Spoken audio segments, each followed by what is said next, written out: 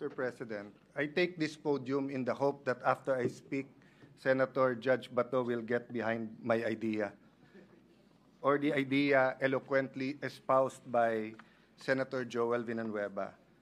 Sabi po sa Section 88 of Rule 30 of the Rules of the Senate, the sponsor or any motion or measure, the sponsor of any motion or measure may withdraw or modify it before its amendments or resolution or before a nominal vote is ordered on the same.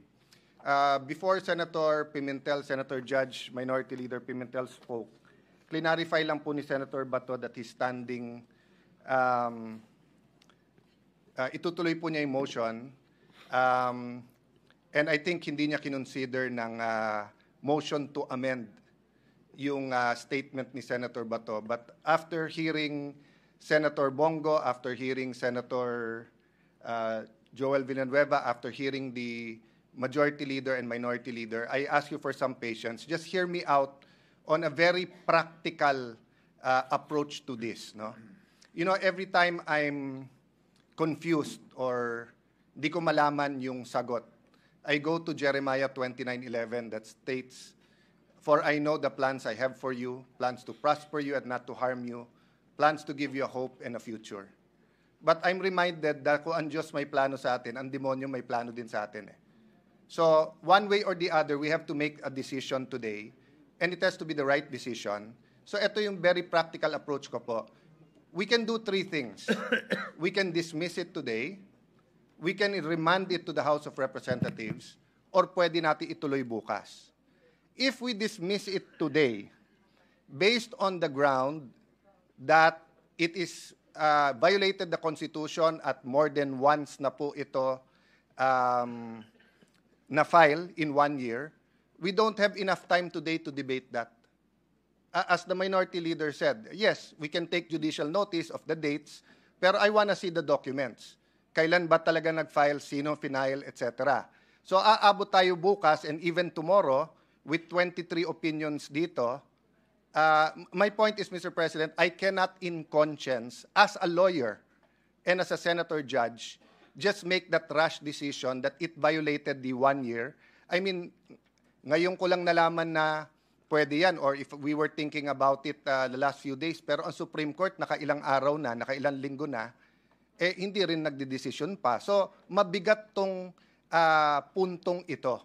That's my appeal to Senator Bato, na mabigat desisyonan ng dismissed based on it has not been filed, that we violated the Constitution na mahigit isang beses tong final. Yes, may mga Supreme Court decision. That's why I'm ready to consider it. Kung wala kasing Supreme Court decisions, walang mag-guide sa atin. Kung unang beses to na hinaharap natin ng impeachment at 4 ang final, whatever we decide, pupunta sa Supreme Court. Pero ilang beses na to pumunta sa Supreme Court.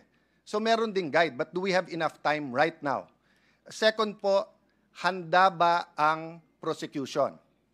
Ang makakasagot lang po nun, not even the re-elected prosecutors. Remember po, magkakaroon pa ho ng session sa umaga ng SONA sa July.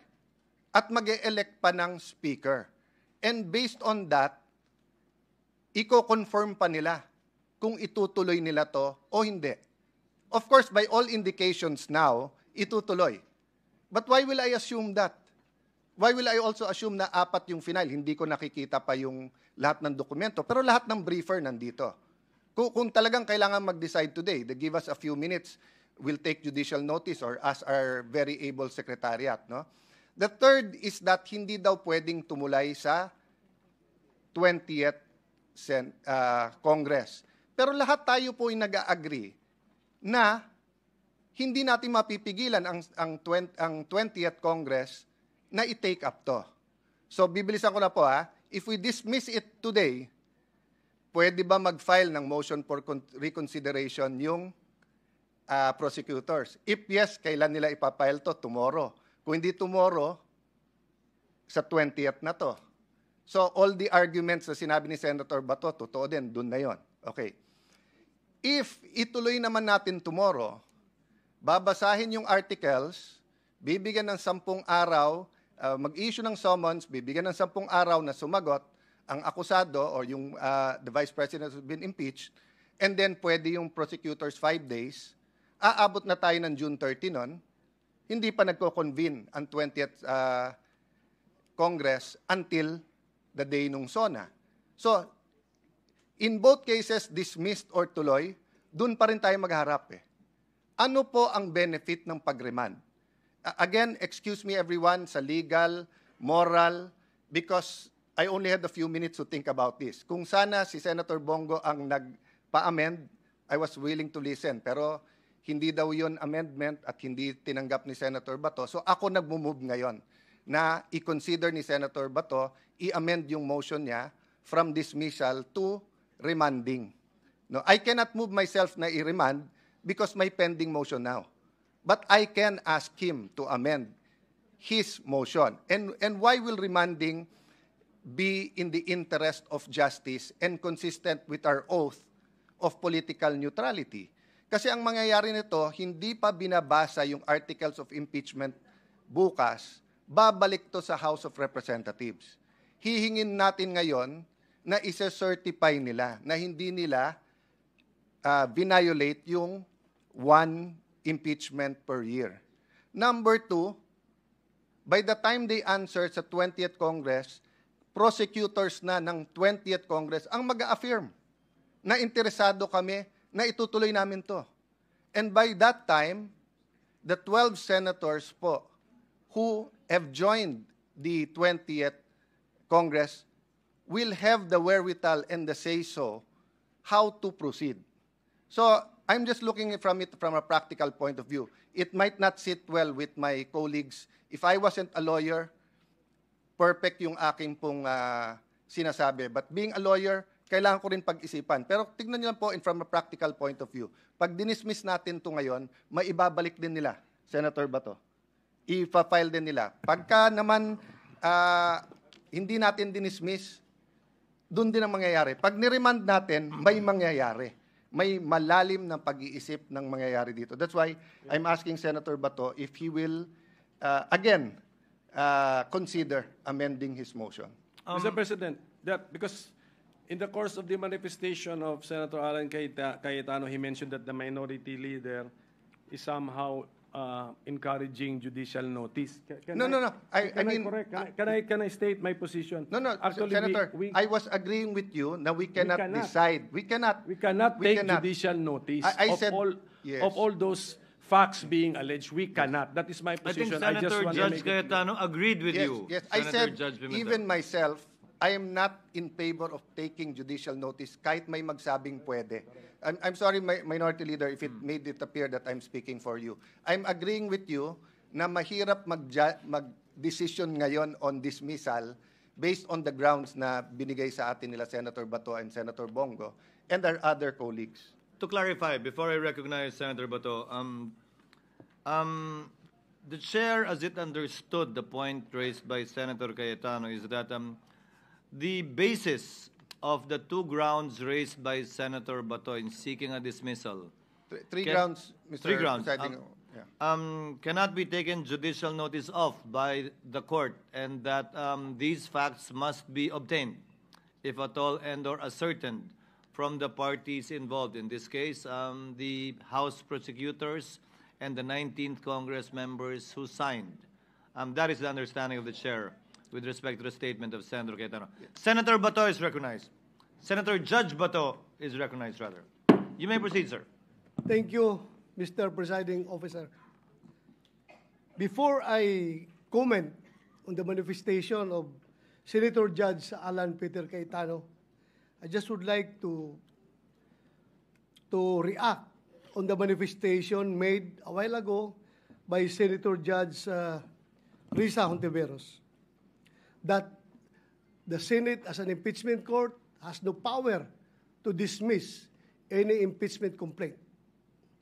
I would just like to share to the body, Mr. President, that the power of the Senate to try and hear an impeachment complaint necessarily includes the power to dismiss the complaint. This is basic, that the grant of express powers includes the grant of incidental or necessary powers. We apply, by analogy, the principle of competence in German and competence, de la competence in French, which is indeed a major part of incidental or inherent jurisdiction of any judicial or arbitral tribunal. It is necessary component in the exercise of the judicial function and does not need to be expressly provided for in the constitutive documents of those tribunals. Kaya, Mr. President, kahit hindi ako lawyer, masasabi ko, if this impeachment court has the power to dismiss an impeachment complaint, walang silbi itong korte na ito, Mr. President. That's my opinion, Mr. President. Ano bang gamit ng korte na ito kung hindi inherent yung power niya to dismiss? So that's my humble legal opinion, although I am not a lawyer, Mr. President. And Mr. President, going back to the manifestation of Senator Cayetano, sometimes I am contemplating that how I wish Senator Cayetano is always present in the floor.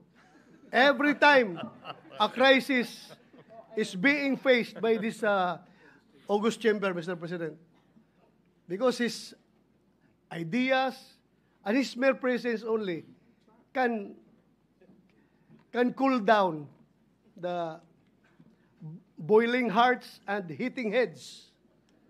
So with that, Mr. President, I would like to ask for a 1-minute suspension because before I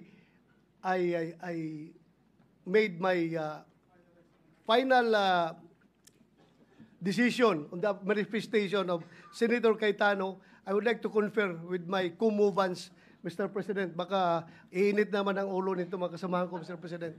Thank you, Mr. President. 1-minute suspension. Session is suspended.